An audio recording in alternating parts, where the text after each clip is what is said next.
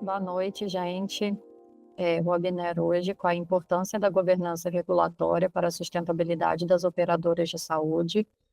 O tema vai ser apresentado pela Graziele Farias, administradora com mais de 20 anos de experiência, operadora de plano de saúde e instituição hospitalar.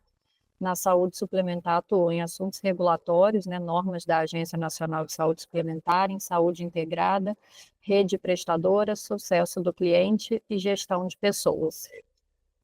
E a outra pessoa que vai fazer a explanação, Elizabeth Martins, é advogada com foco em resolução extrajudicial de conflitos, com formação em negociação e mediação, tem sólida experiência em questões relacionadas ao direito do consumidor, contratos em geral, regulação da saúde suplementar e cooperativismo também.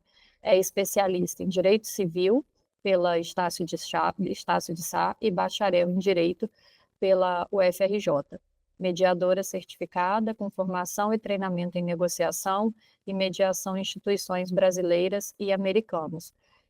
Atua, né, e também já atuou na área da saúde suplementar, assessorando operadoras de plano de saúde e cooperativas médicas, além de mediar conflito entre as partes envolvidas. Agora é com vocês, meninos. Obrigada, Linelli. Grazi? Obrigada, Linelli. Minha internet falhou aqui. Acho que ela está oscilando, tá?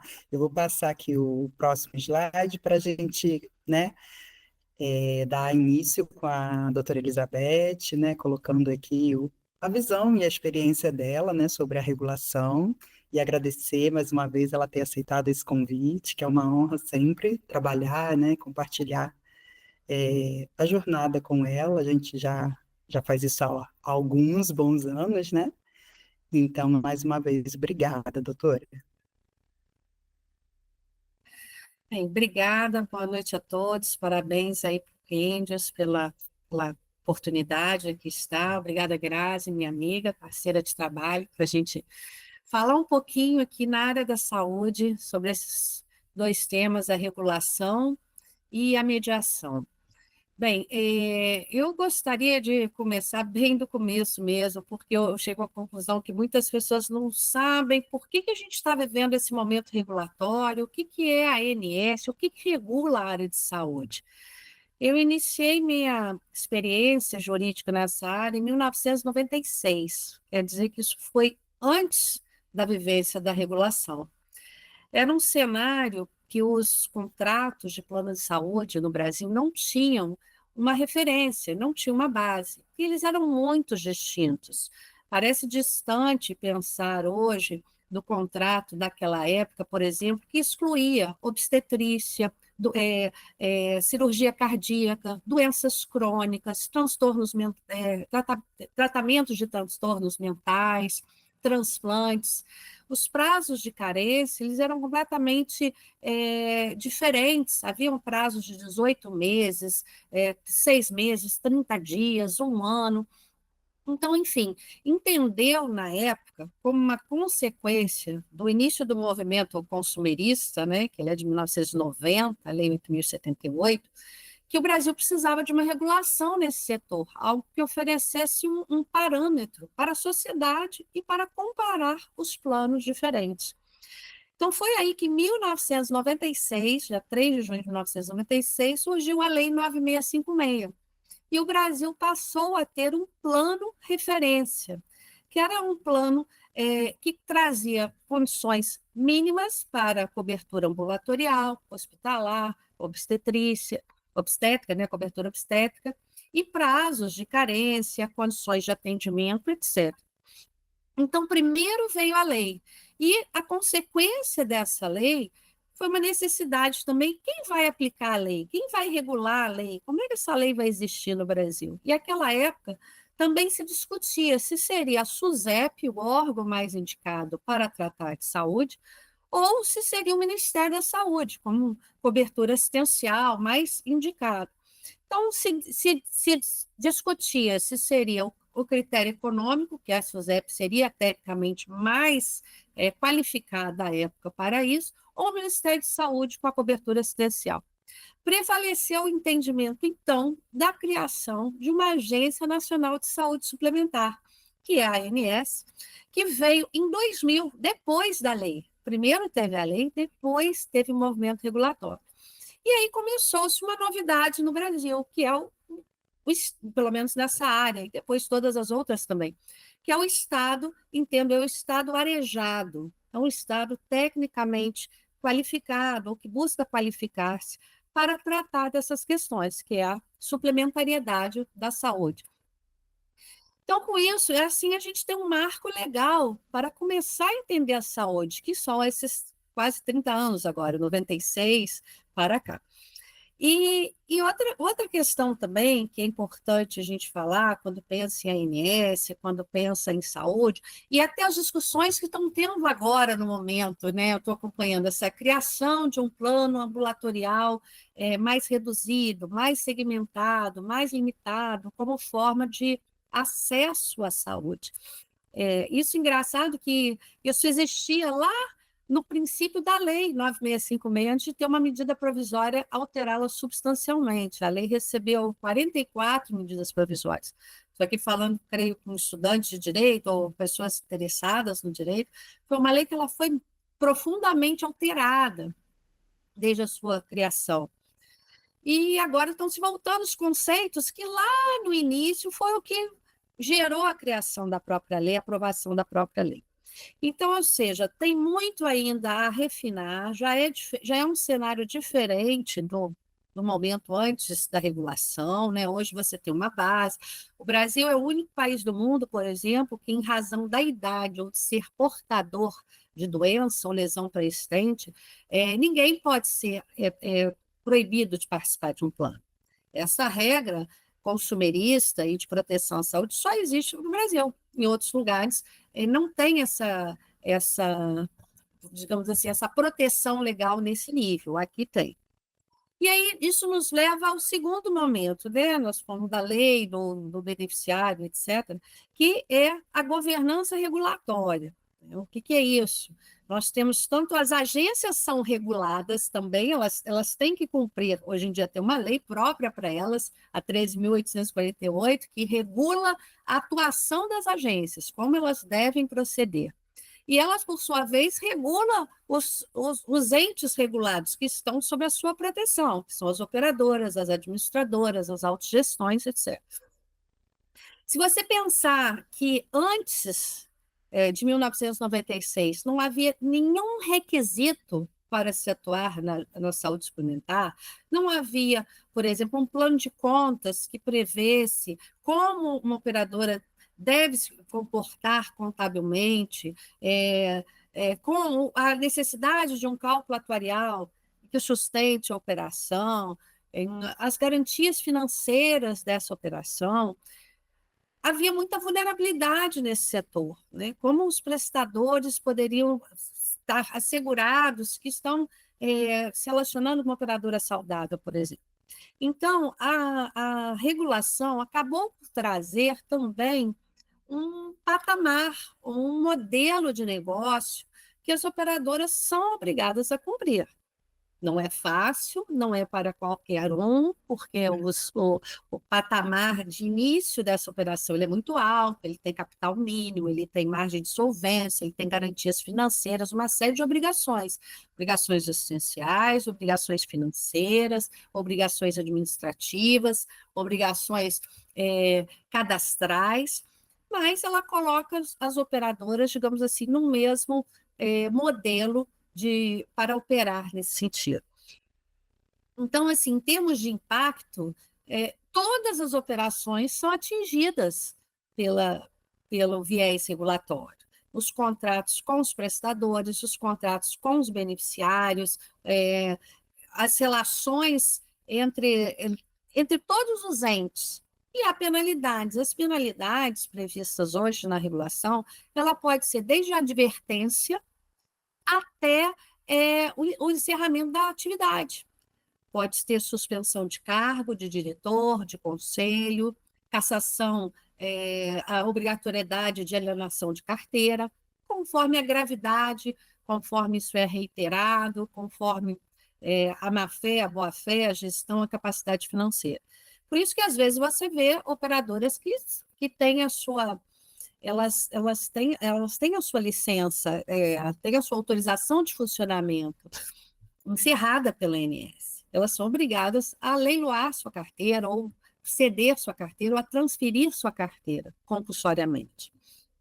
Então, assim, a regulação ela é ampla, ela é abrangente, mas ela é também um Estado mais arejado, relacionando com o particular, com regras mais modernas, regras econômicas, regras atuariais, regras contábeis, etc.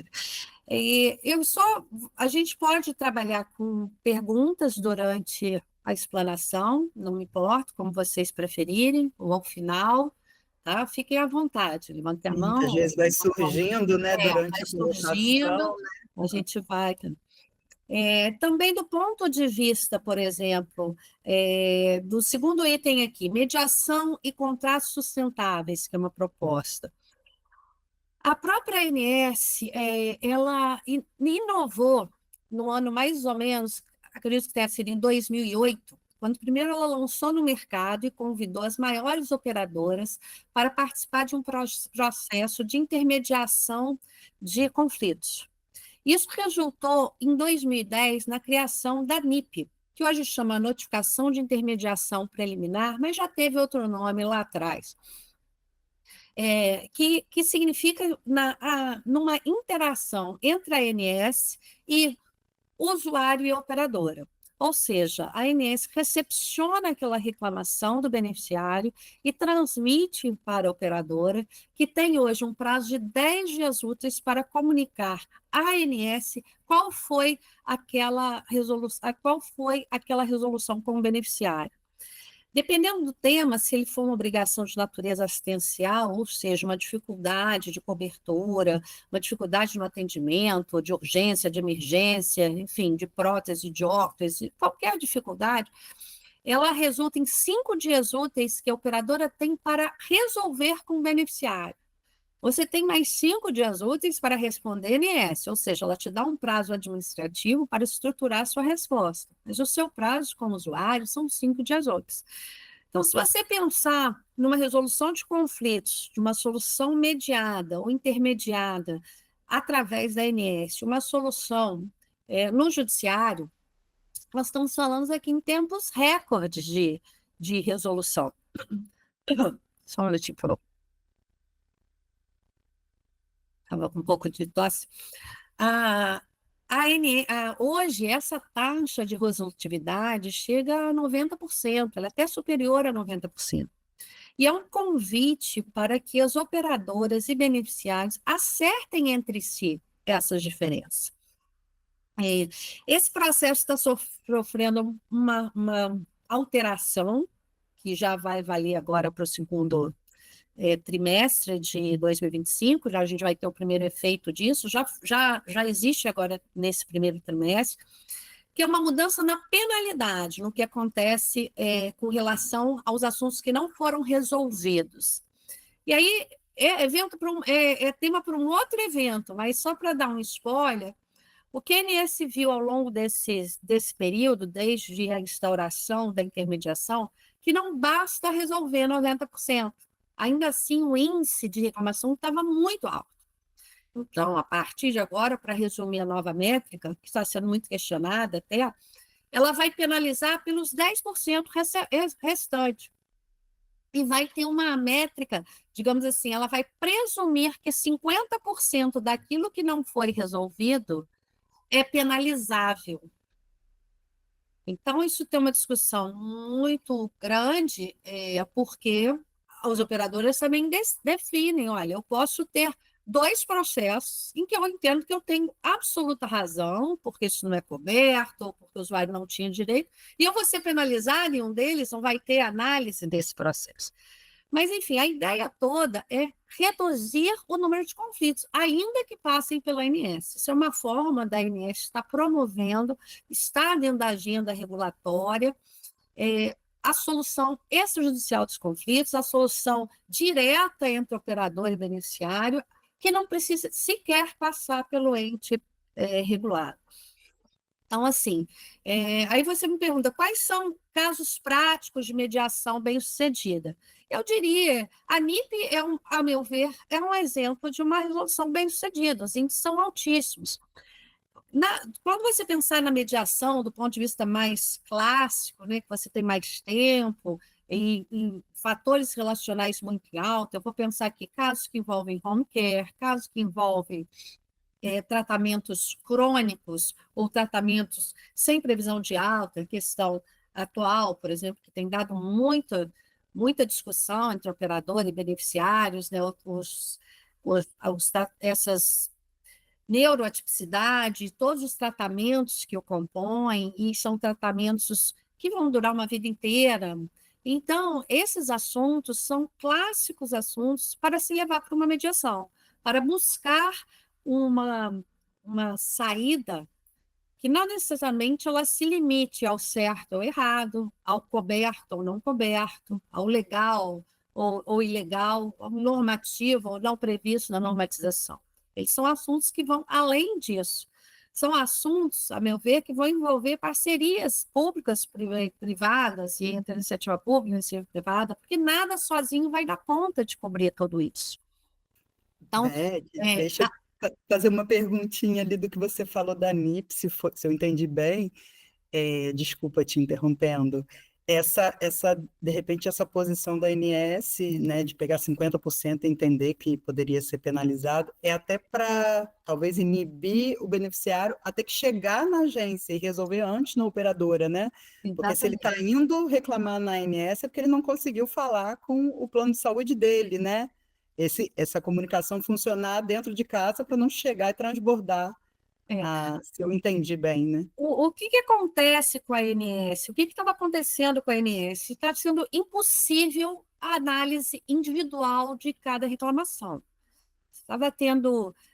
se eu olhar aqui, eu fiz várias NIPs hoje. Se eu te der o número de uma, eu vou te dar uma ideia de quantas NIPs já existem no mês de maio até o dia 20 de maio na agência regulatória. Então, eu estava tendo 60 mil NIPs mês, não vai ter fiscal que dê conta de fazer análise individualizada de tudo que acontece. E aí, se tem uma coisa na saúde que, para mim, sempre foi o que às vezes nos impede de escalonar muita coisa, é que, comparado com qualquer outra coisa, a saúde traz uma gama enorme de combinações. Vou só abrir uma parte aqui para a gente pensar. Suponhamos situação Mercado Livre ou uma compra online, etc. Você compra um determinado produto, você pode dizer, se eu vender esse produto 1000 vezes desse produto, eu ganho em escala.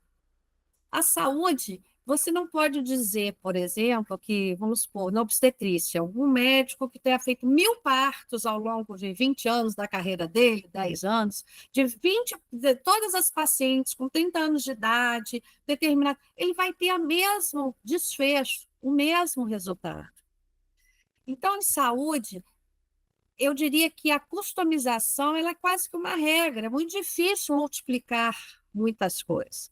Então, mesmo na mediação, na solução individualizada, então, a ANS viu isso na pele, quando ela abriu até a NIP. Então, um propósito maior era não ter nenhuma NIP, não ter, desde o início. Na época que ela foi instituída, eu me lembro exatamente da apresentação da NIP. Devemos caminhar para a NIP zero. Eu falei, bem, isso não me parece muito realista, né, no ponto de vista fático, porque as insatisfações acontecem, não é só os descumprimentos.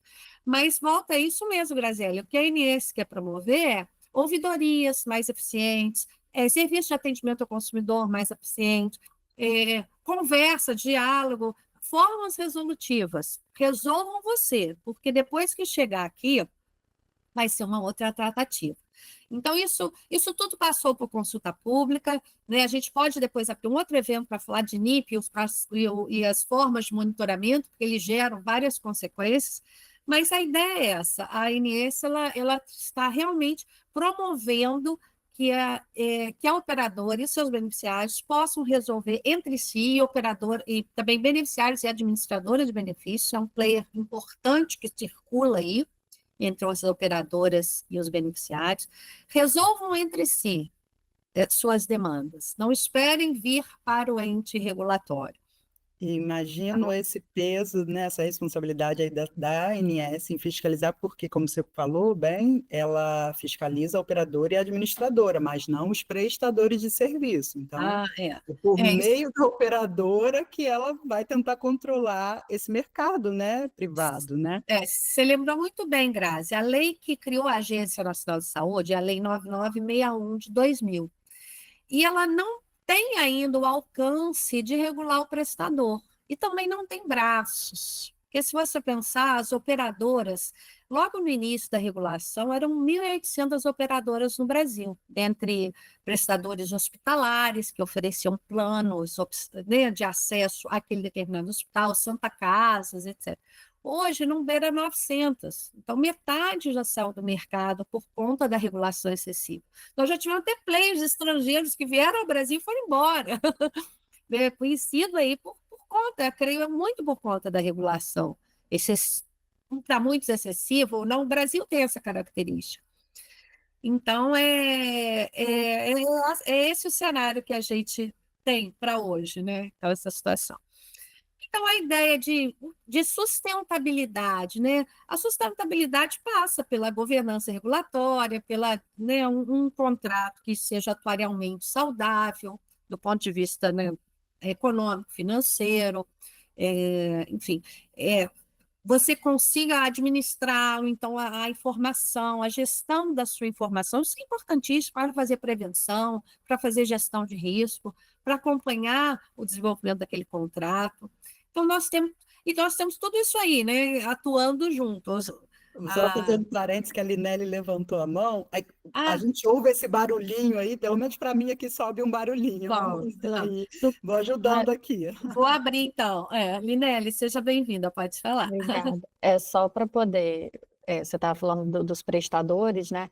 A ANS hoje ela tem formas de chegar ao prestador indiretamente, né? Ela tem uma RN lá de qualificação de rede.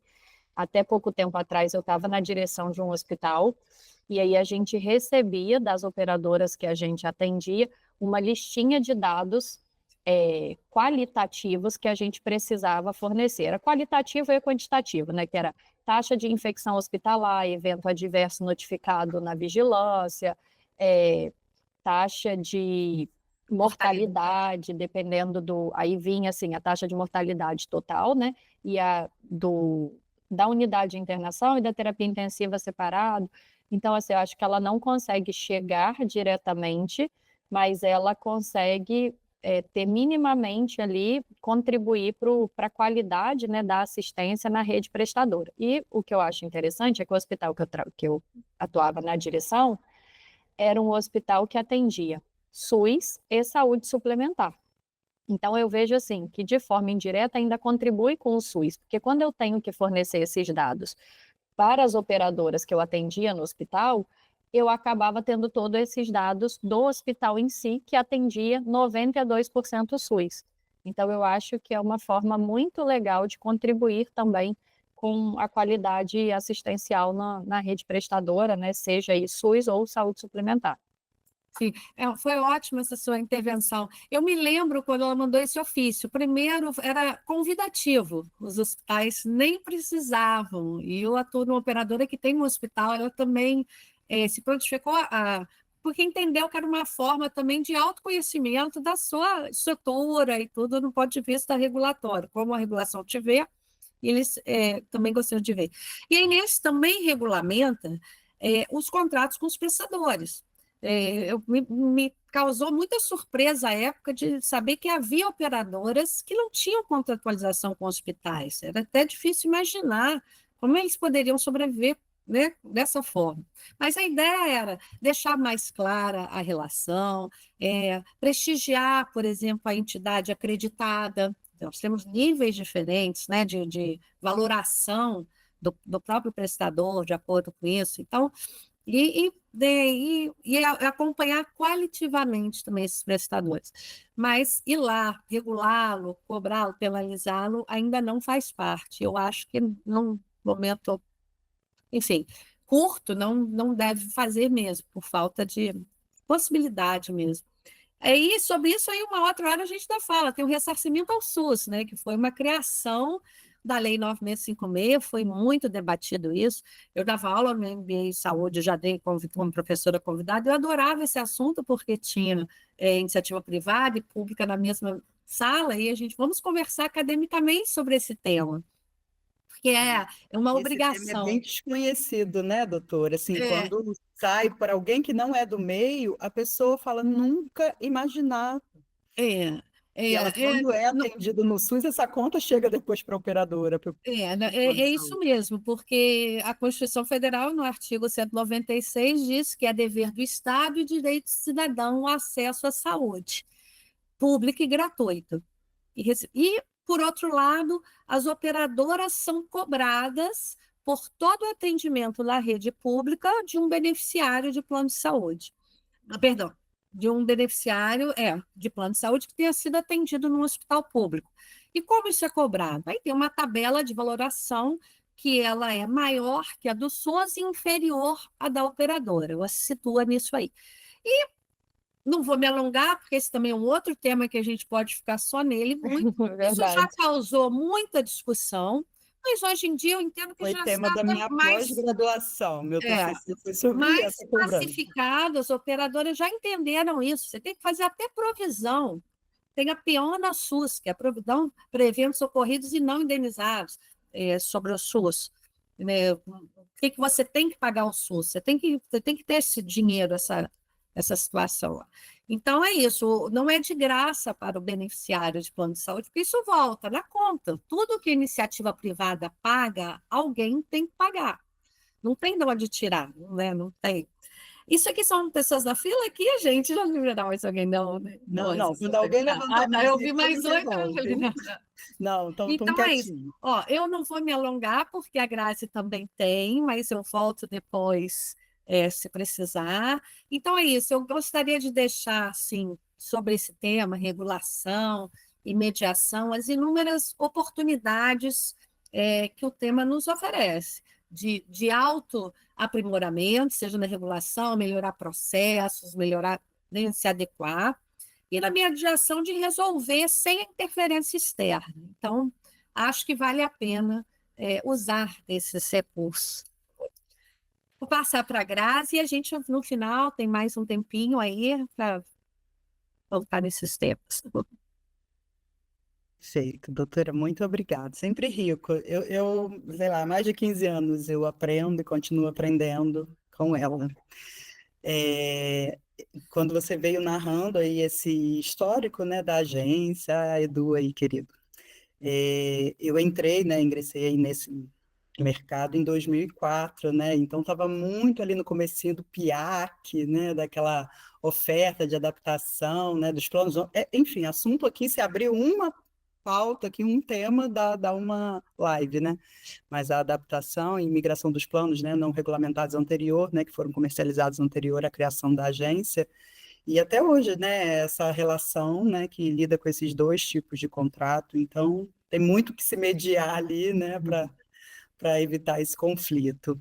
E dentro, né, desse tema, a gente puxando para essa visão da governança regulatória, como a doutora bem colocou, qual é a relevância, né, dessa governança? Porque o órgão fiscalizador, ele, né, publica, determina as normas, as obrigações que o plano de saúde, a administradora tem a cumprir, e como que isso é gerido, né? Como que isso é administrado dentro dessa empresa, né? Ela é uma empresa, né, autogestão, né, da forma como ela for constituída, cooperativas, tantos modelos, né, de plano de saúde, mas a importância, né, dessa organização interna, né, da operadora buscar se antecipar, não agir de repente de forma reativa, só quando recebe um normativo ou uma sanção, procurar, né, responder aquela informação. Então, a governança deve buscar, né, assim, é importante que ela procure buscar a organização dos processos, um alinhamento entre as áreas, né,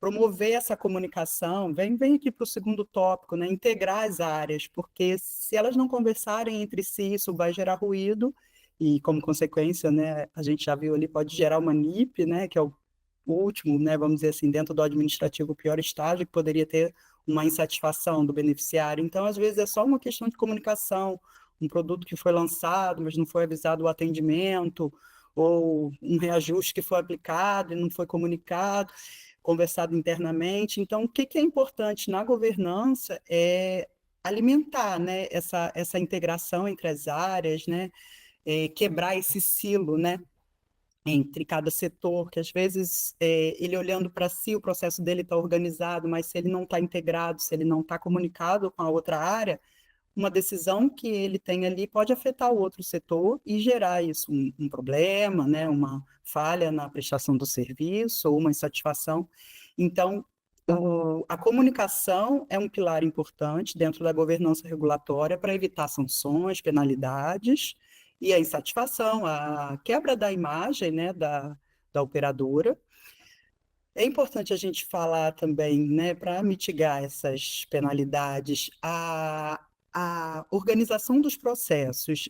Às vezes, quando a gente fala em governança, pode remeter a uma ideia de mais uma burocracia, mais um protocolo, vamos dizer assim, a ser cumprido, mas se isso for tratado como uma cultura, né, essa conformidade, e ela for compartilhada entre as áreas, né, entre a equipe, isso não deixa de ser um peso, né? Porque ele faz parte do negócio. Não adianta, né? Lá no comecinho, talvez ainda fosse um processo, uma resistência, mas como a doutora bem colocou, a exemplo aí da cobrança do ressarcimento ao SUS, já está pacificado. Isso faz parte do negócio. Vai incorporar isso no cálculo atuarial, enfim.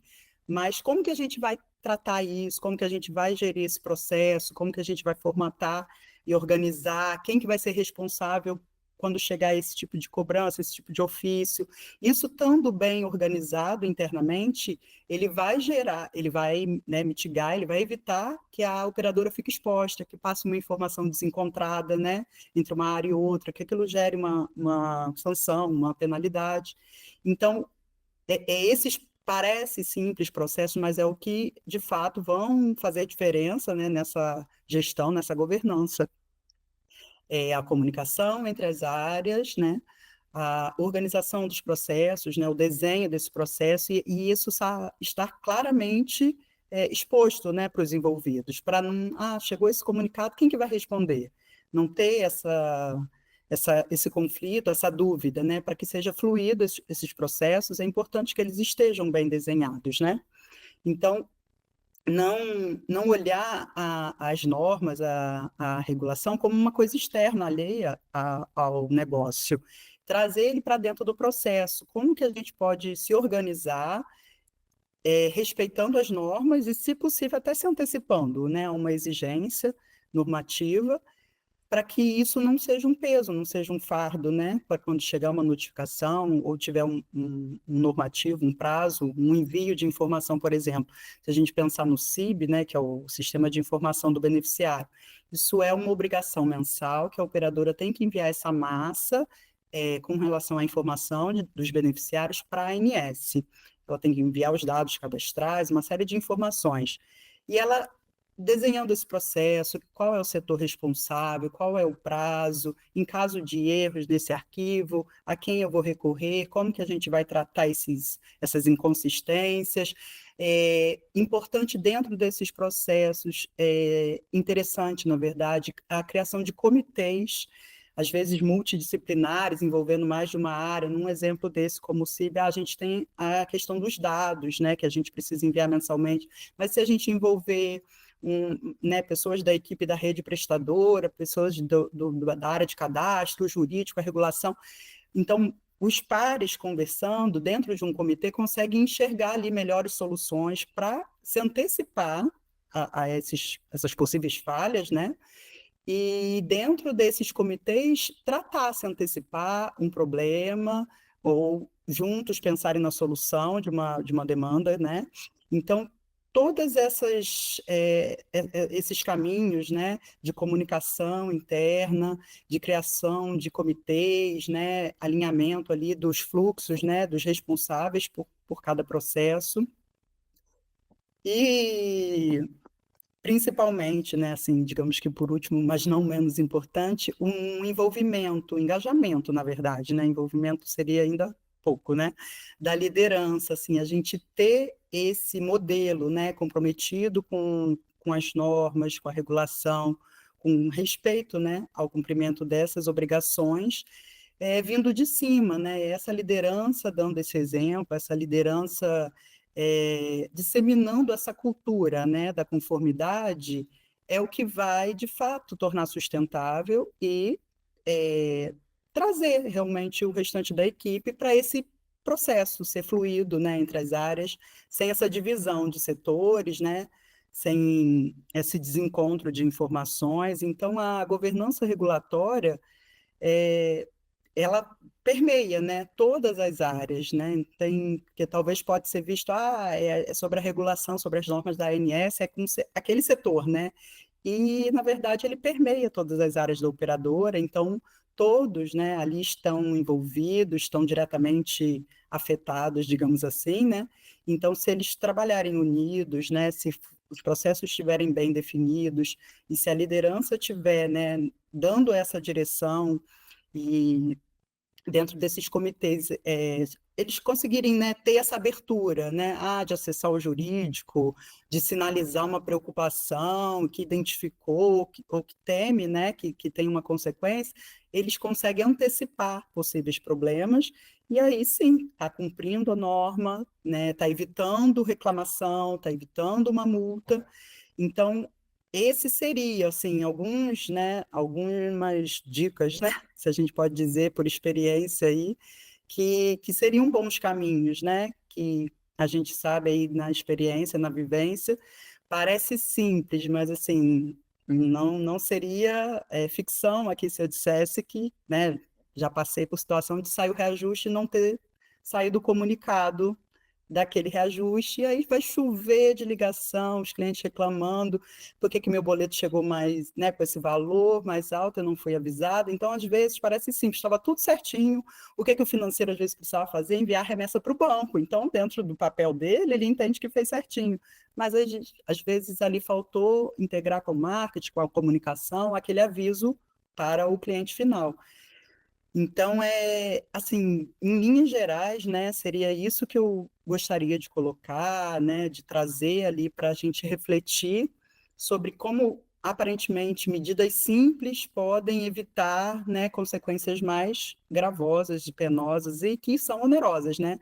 Ou pela imagem, né, do plano de saúde, que fica ali corrompido, né? O cliente fica insatisfeito, perde a confiança, então que já é uma perda, e às vezes de uma forma ainda mais gravosa, que é uma multa mesmo, né? Uma penalidade ali monetária, né? Então, a gente colocou ali até uma frasezinha, né, de reflexão, que a sustentabilidade das operadoras passa obrigatoriamente pela sua capacidade de responder às normas da ANS de forma estruturada, integrada e preventiva. Então, seria, né, em linhas gerais, eles terem esses processos bem definidos, essas áreas conversando entre si, e, se possível, se antecipando a um ofício, né, a uma publicação de uma resolução. Então, sem me prolongar também, em linhas gerais, o que eu gostaria de colocar aqui sobre a governança seriam essas pequenas ações, né, de organização interna da operadora e a inclusão disso como parte do negócio, né, e não como uma coisa alheia ao funcionamento, né, do plano de saúde. Se alguém quiser fazer alguma pergunta, colocar alguma sugestão, complemento. Voltando ali, Grazi, rapidinho, a Grazi até menciona uma palavra que eu achei muito interessante, a questão dos comitês. Isso às vezes é difícil de implementação, mas é algo que daria muito resultado, que ele compartilha a responsabilidade, compartilha o conhecimento, ele integra, ele dissemina a ideia de relevância. Então, quando eu penso, comitê de especialidades poderia ajudar muito no entendimento de uma determinada prescrição, de um determinado material, de uma determinada utilização, enfim. E essa questão, eu gostei muito dessa frase, a Grazi escolheu, eu falei, eu acho que você foi muito feliz com esse arcabouço, porque é preciso pensar numa operadora, num negócio de saúde, quase como uma orquestra. Se um desafinar, compromete o todo. Não adianta falar só no assistencial e não olhar para o financeiro. Não adianta o comercial vender algo que não é sustentável.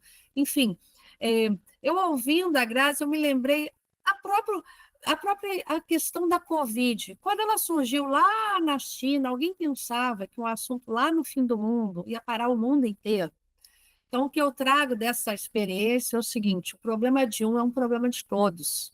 O problema de um pode ser o problema de todo mundo. Não é bom, quando a gente vê a saúde passando por dificuldades financeiras, por estrutura, isso é ruim para todo mundo, isso é ruim para o mercado. Ninguém ganha com isso. Então, realmente, da melhor forma possível, se estruturar, prevenir, mapear, divulgar, organizar, usar os dados, recepcionar, todas as ferramentas tecnológicas que podem ajudar nessa interseção, no melhor desenvolvimento, isso é fundamental. Tudo isso cabe dentro da governança regulatória. E, Nelly, você quer falar algo? Estou vendo você aí no Obrigada, hospital, doutora. compartilhar também. Eu gostei muito da apresentação, né? Muito da realidade. Eu trabalhei há pouco tempo, né, como diretora de um hospital, mas toda a minha expertise é em saúde suplementar. Desde que eu formei, eu sempre trabalhei para operadoras. E essa questão da governança faz toda a diferença. Quando você tem uma diretoria, né, as pessoas que estão à frente, né, que pensam em todas essas etapas que você colocou, que são muitas, funciona melhor, né? Você vê que o número de NIPs é melhor, o número de reclamação mesmo na ouvidoria é menor, né? E aí toda a classificação da operadora fica melhor, tem um engajamento melhor lá com o beneficiário. Então, eu acho que a gente tem que olhar sim para isso com muito carinho, né? Porque faz diferença no em quem é o seu cliente final, que é o paciente que usa o plano, porque muitas vezes o plano é ali empresarial, né, coletivo por adesão, mas quem usa no final ali é o paciente. Então, eu acho que isso faz muita diferença. Gostei muito da apresentação, parabéns para vocês duas, o tema é muito legal. E se Obrigada. ninguém mais tiver nenhuma pergunta, eu acho que a gente pode encerrar. Ainda tem uma conclusãozinha lá, não tem mais um seu? Ah, achei que É, você tinha errado, desculpa. Então, a gente deu um fechamento acho que a gente deu uma antecipada, né? só para. Era dentro desse tema, assim, porque é o que a doutora Não, falou, então se já fechou. deixar isso aqui, a gente vai rendendo aqui, assim, olhando esse Tá segundo bom. ponto aqui, contexto atual da saúde com os desafios regulatórios. A doutora deu o exemplo ali, né, quando começou a INS em 2000, assim, cada resolução, o rol era a cada 2 anos, então, assim, quando a gente fala de desafio regulatório, hoje o rol a cada dia pode ter uma alteração, uma inclusão de um novo serviço, um novo procedimento. Então, assim, se a gente falar dos desafios aqui, também a gente discorre, porque se antes a gente tinha 2 anos, né, para tratar uma atualização de cobertura, agora ela, na época da Covid, ela começou a ter publicações intermediárias e dali não parou mais, né? Então, assim, é um tema, assim, abrangente, realmente, né? Interessante, e com relação ao comitê, quando a doutora colocou, doutora Elizabeth, já passa, Edu, para você. Com relação ao comitê, parece simples, acho que Edu é da área, né, de IA, mais de dados, depois você me corrija se eu estiver errada. O comitê, eu acho... Estou certa? Então, o comitê, eu participei, doutora, numa operadora até que a gente trabalhou juntas, de um comitê, a gente criou um comitê ali para fazer um saneamento da base cadastral com relação à rede prestadora. Um exemplo, juntamos ali diversas áreas, TI, cadastro, credenciamento, eu era regulação na ocasião, para a gente discutir e acompanhar a evolução daquela base cadastral, os erros, inconsistências, e que diferença isso faz na hora de criação, de automatização, de um dashboard, tudo tão bonito que a gente tem, tantas ferramentas, na época a gente nem tinha isso tudo, né? Era um gráfico que a gente criaria, né, no Excel, mas E quando a gente não tem essa qualidade dos dados da base cadastral, como que a gente vai automatizar? Como é que a gente vai tomar uma decisão com base, né, nessas informações que lá atrás, no inicinho, ela não está com tanta qualidade? Então, assim, o comitê ele pode ser, assim, aparentemente, de uma coisa tão simples, vamos discutir o cadastro, mas é dali que a gente extrai tanta informação, se ela não tiver bem qualificadas as informações, a gente vai de repente, credenciar numa região, porque estão colocando um CEP genericamente de algum lugar e nem é lá que está concentrada, né, a massa de beneficiários. Então, assim, uma série de decisões também podem ser equivocadas a partir de dados inconsistentes, né? E esses comitês, ele ajuda, né, com certeza, vários pontos de vista, né, conversando sobre diversos assuntos. Estou dando um exemplo de um que eu participei, e vou passar aqui para o Edu, para ele também colocar. Vou puxar aqui o nosso próximo slide, que é da conclusão.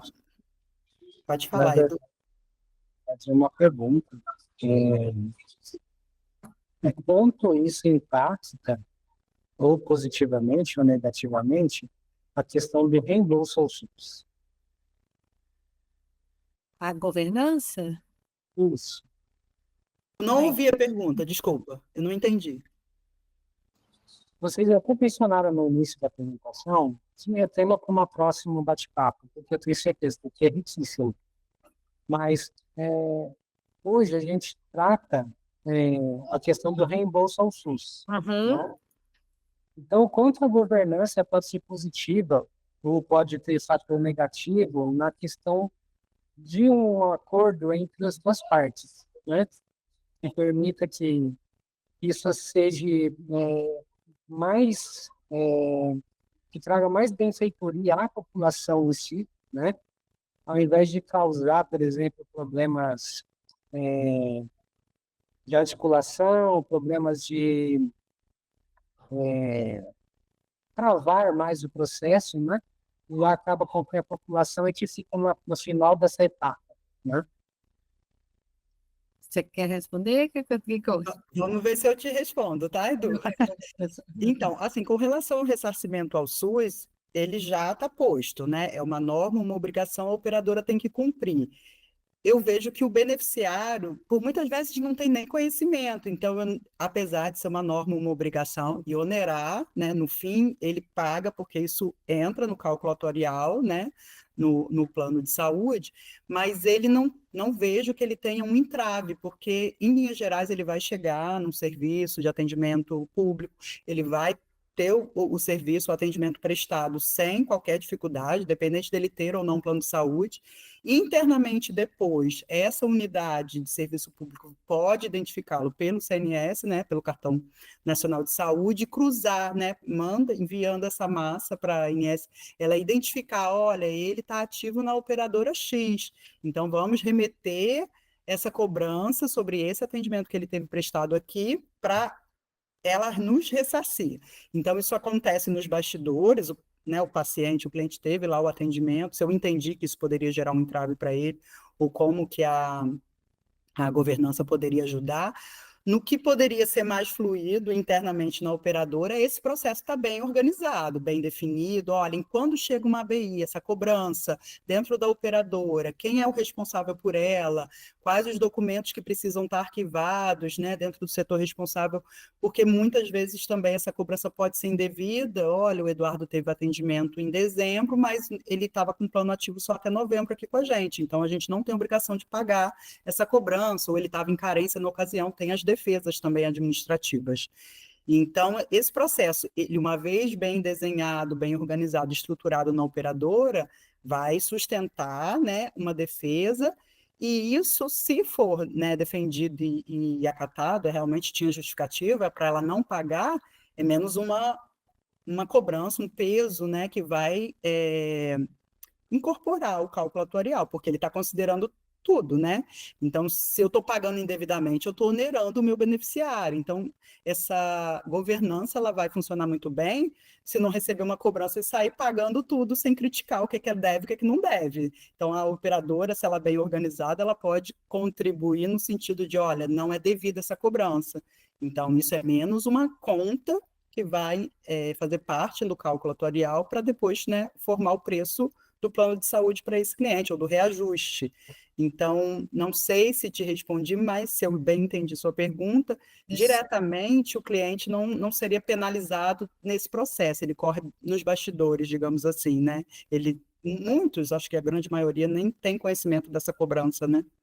Deixa eu complementar, Eduardo, um pouquinho, é exatamente o que a Graziele falou, mas assim, sobre governança regulatória. A governança regulatória como um todo, ela prestigia a operadora, porque a ANS hoje ela até permite que você tenha um cálculo de garantias financeiras diferenciados, que chama capital baseado em risco, se você aderir também a uma conformidade regulatória. E aí eu não vou explorar aqui todos os quesitos, mas são vários quesitos. E um deles também é você estar em dia com as suas obrigações com relação ao SUS, ao PEONA SUS. Então, o que a Graziele falou, se você tem um monitoramento regular para saber se aquilo é devido ou não, ou até por que aquilo aconteceu. E aí a pergunta que se faz é por que o beneficiário vai ao SUS se ele tem um plano de saúde? E aí tem várias situações. Primeiro, ele pode estar numa situação de urgência e emergência, são acidentes que acontecem, e o primeiro deslocamento é para isso. Ele pode estar inadimplente com o plano dele naquele momento, está com uma suspensão temporária de 60 dias, aí ele usa o SUS. Ele pode estar querendo não quitar, não ter que submeter a coparticipação financeira do contrato dele, ele busca o SUS. Então, ou seja, tem várias situações onde ele gostaria de ser só um cidadão comum e usar o SUS, mas isso gera uma cobrança para a operadora, tá? Então, assim, no final, isso vai para ele porque entrou no custo global da operação. Bom, mas só para entender também, isso nos remete a um outro conceito, os reajustes dos planos. O reajuste do plano de saúde individual, por que de todo mundo é igual? É igual para todas as operadoras, porque a ANS quem determina. E esse reajuste ele é composto de várias situações. Uma parte é um quesito inflacionário, a outra parte é até informação cedida pelas operadoras sobre os reajustes aplicados nos contratos coletivos. Como a Linelli bem destacou, não importa se o contrato é coletivo empresarial ou coletivo por adesão, no final das contas, quem usa é sempre um indivíduo. O plano de saúde ele é sempre destinado a uma pessoa. Mas esses contratos, o empresarial, o coletivo por adesão, eles não têm os reajustes normatizados pela ANS. Eles podem ser aplicados os reajustes convencionados no contrato, no pool de risco, mas as operadoras informam a ANS sobre esse reajuste, entendeu? Então, assim, a sua pergunta,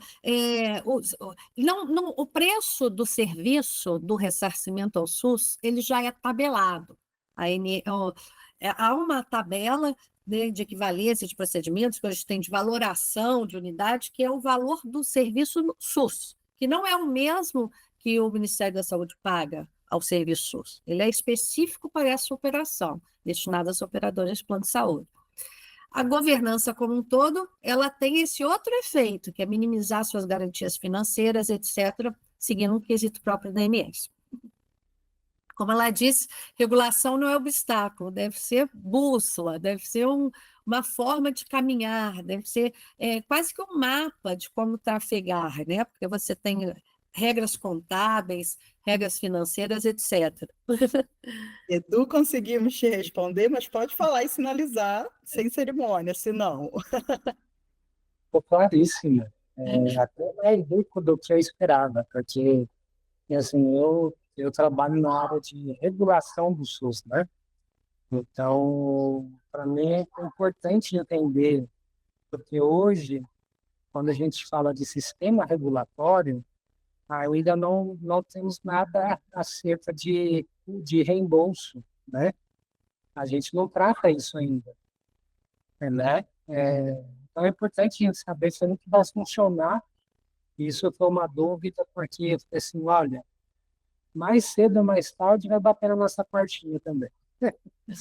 Legal, é bom também ouvir o outro lado, né, doutora?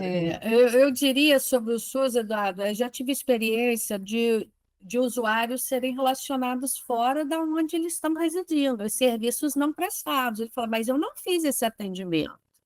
Então, assim, é bom que tenha um monitoramento para conferir isso tudo. E só mais uma questão: se o usuário, às vezes, ele tem mais de um plano, isso é comum. Em cidades pequenas, por exemplo, você tem um plano hospitalar, você é parte de uma cooperativa, você tem um plano da sua empresa e você, por algum motivo, tem um plano individual. Em regra, a cobrança deveria ser dividida entre as operadoras que têm aquele usuário. Mas como o CPF é único, né? A operadora, a ANS dispara a cobrança para quem tem aquele CPF. Então, ou seja, ela vai em duplicidade às vezes. Então, assim, tem muito ainda. Isso é bom que seja bem monitorado, bem mapeado, bem conferido, para você não pagar, né, a mais também do que se deve. Doutora, Jaqueline tem Moura, uma estou vendo colega, aí, isso, aham. minha Eu, colega, já trabalhamos juntas no olha Unimed que de Nova legal. Iguaçu.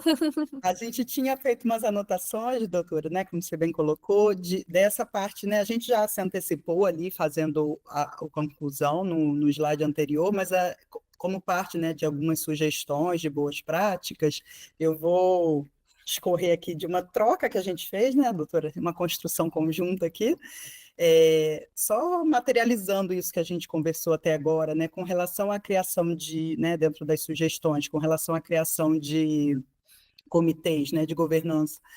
Uma vez criado, né, é interessante que se faça atas, né, desses encontros, dessas reuniões, que elas sejam periódicas, né, tenha assim a assiduidade, com um plano de ação ali definido, olha, a gente vai se encontrar com qual objetivo, né, e acompanhar, fazer a prestação de contas, né, olha, quanto que a gente conseguiu evoluir, o que a gente conseguiu tratar, né, desde o último encontro, para realmente, de fato, aquele comitê ter um retorno, né?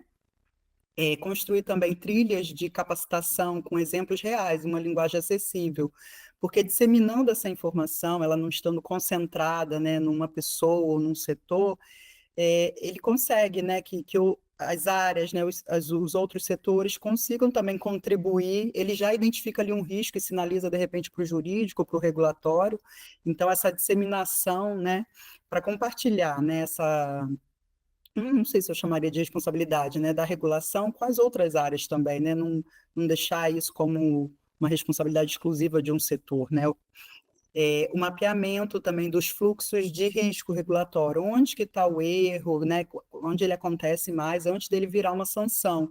Então, até nesses comitês é interessante, né, essas discussões, mas uma vez sinalizado, tendo esse canal de comunicação entre as áreas, né, aberto, tentar mapear esse erro antes dele virar uma penalidade ou uma NIP, né, isso é um processo, né, vai em camadas, né, e fomentar, né, essas lideranças como multiplicadores dessa cultura, né, da conformidade, como a gente também já tinha colocado. Então, só para a gente deixar ali bem desenhadinho ali algumas sugestões, né, que podem ajudar nessa conformidade.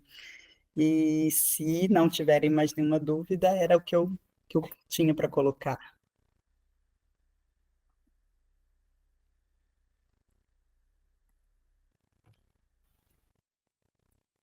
Não?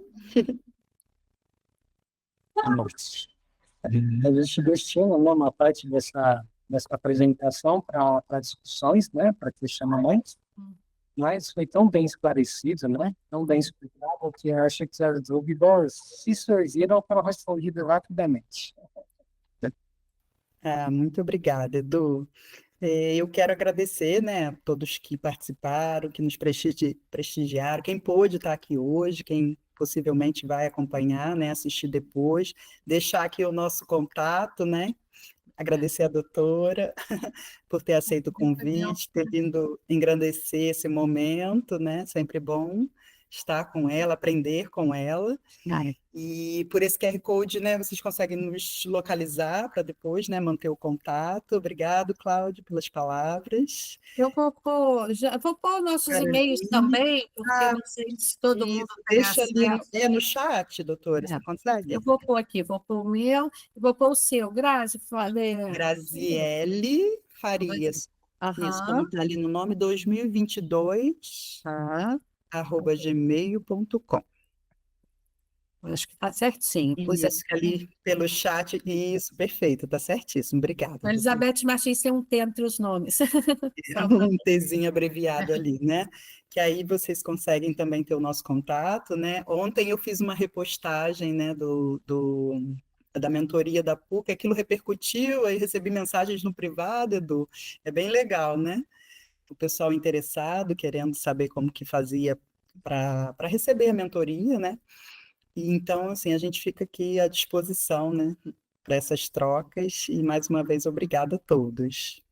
Acho que nós temos chances aqui de dar continuação a essa apresentação, é, enriquecer ainda mais aquilo que já foi proposto por vocês, deixa a agenda de eventos aberta para vocês, para que vocês possam voltar numa continuação ou num tema novo, que eu acho que foi muito bem esclarecido por vocês, mas é um tema gigante, né?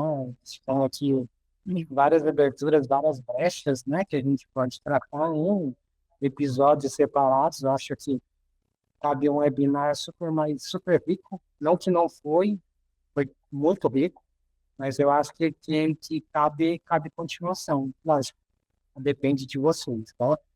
E vai ter mais visibilidade, como eu disse, a gente gravou esse evento está sendo gravado, a gente está disponibilizado no YouTube, compartilhar nas redes sociais da PUC Angels, e vai chover mensagem aí para vocês, quero saber um pouco mais sobre isso, mas legal, fico muito feliz de ter recebido vocês aqui hoje, uma excelente apresentação, riquíssima, muito obrigado mesmo. Espero que vocês tenham gostado também de participar desse webinar com a gente. E para aqueles que não participaram, né, como eu disse, o evento é gravado, a gente vai poder dividir com vocês tudo que a gente discutiu, tudo que foi falado aqui nesse webinar. Novamente agradeço vocês, Liane. Muito obrigado, Elizabeth, Josiane, por esse evento aqui conosco.